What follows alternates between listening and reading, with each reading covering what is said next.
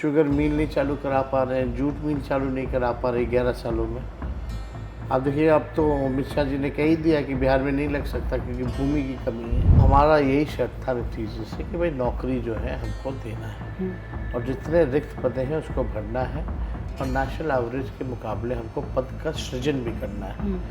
तो उस काम को हम लोगों ने किया। प्रधानमंत्री आ रहे हैं, अमित शाह रह रहे हैं, मुख्यमंत्री जी हैं, वो लोग लेकिन अभी तक अगला 5 साल का क्या इनका प्लान है कि बिहार से गरीबी, बेरोजगारी, महंगाई, पलायन को कैसे ख़त्म किया जाए। उनका ये कहना है कि वहाँ पर वैकेंसी है ही नहीं तो फिर अनाउंसमेंट क्यों करना, महागठबंधन को चुनाव क्यों करा दे।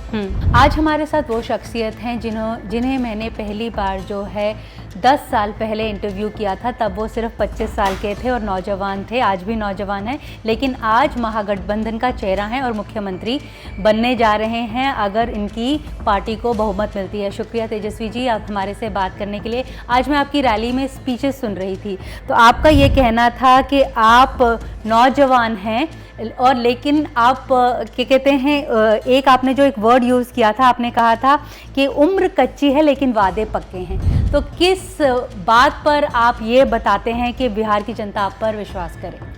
देखिए, हम लोगों ने पहले भी 2020 में जो कहा और पहला चुनाव था जिस चुनाव में लालू जी हम लोगों के शारीरिक रूप से हम लोगों के साथ नहीं थे। एक कठिन दौर था, कोविड का भी टाइम था, लेकिन एक बहुत दिनों से एक कसक थी कि भाई बिहार को हम लोगों को आगे बढ़ाना है, काम करना है। और सबसे पहले बेरोज़गारी के मुद्दे को लेकर के हम लोगों ने बिहार भर में भी यात्रा शुरू की थी। बीच में कोविड हो गया तो बंद हो गया था। तो हमारा एक मुद्दा था कि कहीं भी हम युवा होने के नाते युवाओं से इंटरेक्ट करते थे, सबकी समस्या थी कि भाई डिग्री है लेकिन नौकरी नहीं है, पढ़ाई दवाई कमाई के लिए लोगों को पलायन करना पड़ता है। तब सब लोगों से इंटरेक्ट करने के बाद हम लोगों ने चुनाव में ये मुद्दा बनाया और कई सरकारी पदें जो थी रिक्त पदें थी, भरा नहीं जा रहा था, कई सालों तक नहीं भरा जा रहा था। तो ये कसक थी कि भाई नौजवानों को नौकरी जो है दिलाना होगा। तो हम लोगों ने जो कहा वो हम लोगों ने किया। भले ही कुछ 12,000 से हम लोग चूक गए थे, लेकिन जब 17 महीने हम लोग सरकार में आए तो हमारा यही शर्त था नतीजे से कि भाई नौकरी जो है हमको देना है और जितने रिक्त पदे हैं उसको भरना है और नेशनल एवरेज के मुकाबले हमको पद का सृजन भी करना है। तो उस काम को हम लोगों ने किया। 5 लाख नौकरी, 3.5 लाख नौकरी प्रक्रियाधीन हुई कि हालांकि सरकार से नीतीश जी ने इस्तीफ़ा दे दिया, फिर भाजपा के साथ चले गए। तो उसमें जो भी प्रण था हमारा, प्रण पत्र 2020 का, चाहे आरक्षण बढ़ाने की बात हो, चाहे जाति आधारित गणना कराने की बात हो, या आप देखेंगे स्पोर्ट्स पॉलिसी की बात हो, टूरिज़्म पॉलिसी की बात हो, आईटी पॉलिसी की बात हो, उन सब वादों को हम लोगों ने पूरा किया। चाहे मानदेय बढ़ाने की बात हो, आंगनबाड़ी हो या तालमी मरकज़ हो, शिक्षा मित्र हो, टोला सेवक हो, इन सब का मानदेय हम लोगों ने बढ़ाया।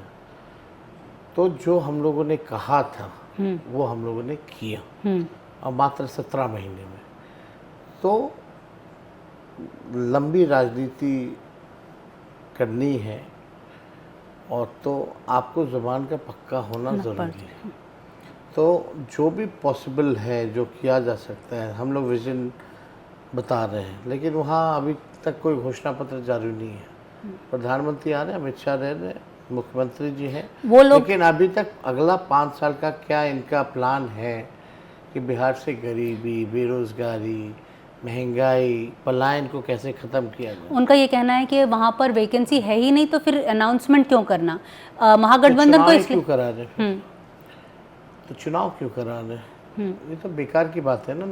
कोई लॉजिक समझ में नहीं आया कि वैकेंसी नहीं है, वैकेंसी नहीं है कोई।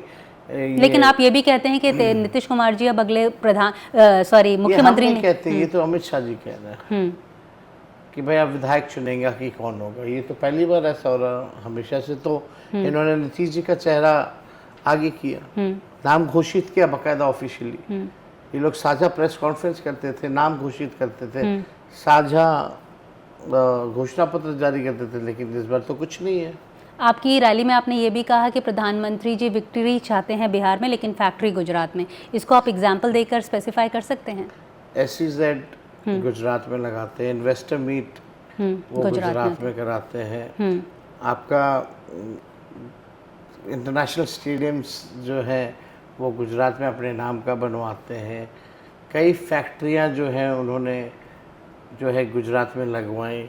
महाराष्ट्र से जो है आपका वो सेमीकंडक्टर की फैक्ट्रीज जो हैं उन्होंने गुजरात ले जाके लगवाई। जो बजट का जो पैसा है बिहार का, उसका शिक्षा चिकित्सा का वो गुजरात में वो खर्च करते हैं।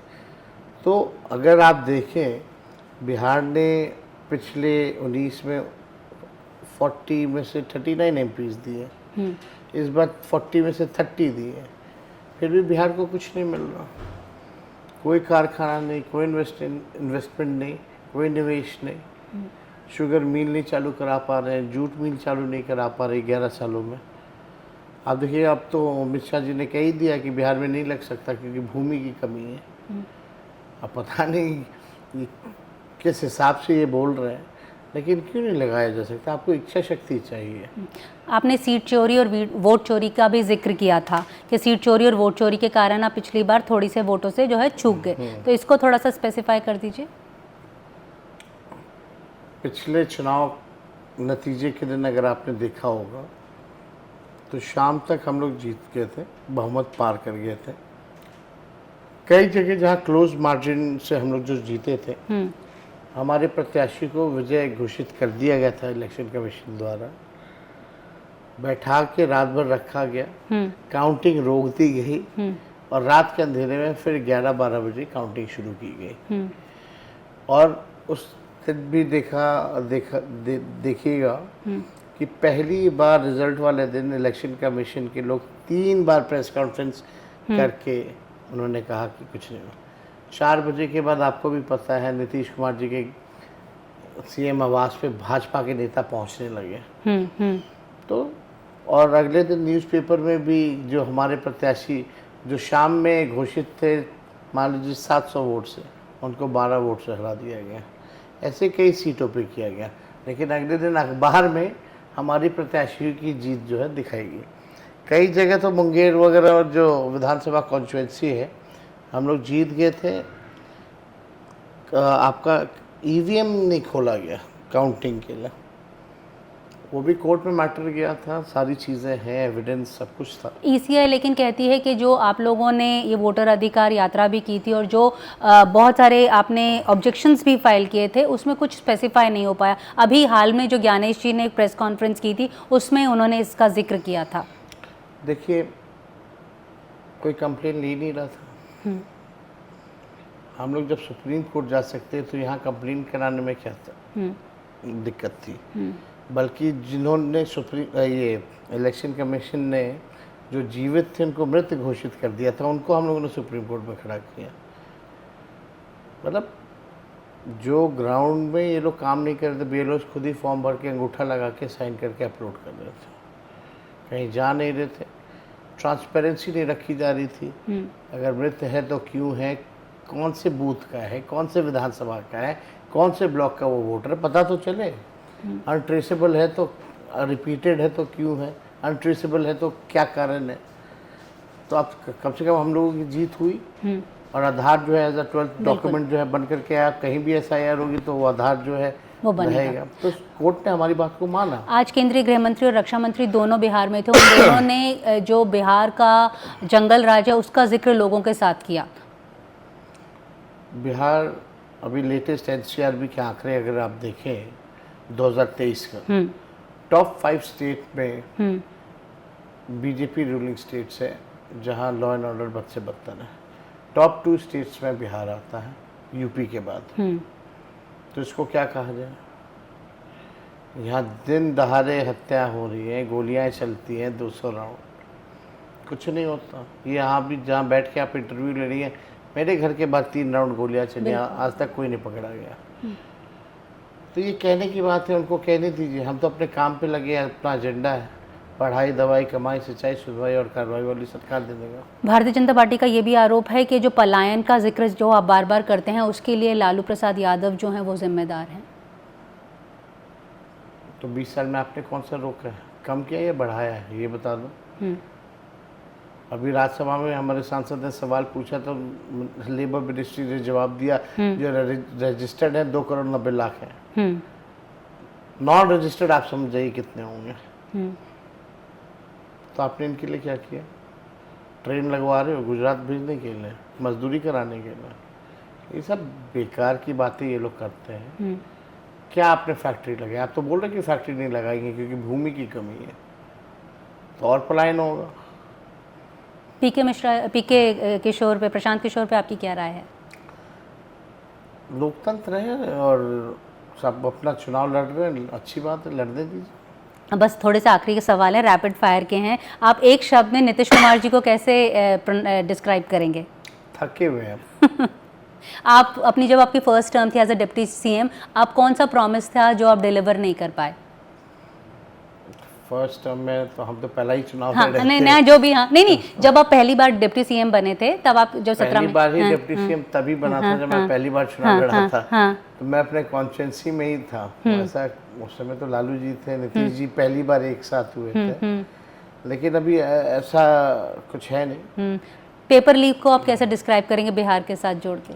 देखिए, हम लोगों ने जब 17 महीने में नौकरियां दी, विज्ञापन से लेकर के एग्ज़ाम हुआ, रिजल्ट्स आए, नियुक्ति पत्र मिला, 4 महीने के अंदर without any paper leak. Paper leak करने वालों पर कार्रवाई होनी चाहिए। इस सरकार ने आज तक किसी पे कार्रवाई नहीं की है, चाहे अधिकारी हो या जो रैकेट है इनका, आज तक कोई इन्वेस्टिगेशन प्रॉपरली नहीं हुई है, बल्कि प्रोटेक्शन जो है गुनहगारों को दिया गया है। प्रधानमंत्री नरेंद्र मोदी को कैसे डिस्क्राइब करेंगे? तो झूठ बोलने के फैक्ट्री है, मैन्युफैक्चरर है, होलसेलर है और डिस्ट्रीब्यूटर है। आप एक क्रिकेट प्रेमी भी हैं, धोनी या कोहली? अरे धोनी। धोनी, अच्छा। Thank you so much Tejashwi ji हमसे बात करने के लिए। हम यही कहेंगे आपको कि let the best team win, और जो अच्छी तरह से पिच पे खेलेगा वो ही जीते। शुक्रिया, बहुत शुक्रिया, थैंक यू सो मच।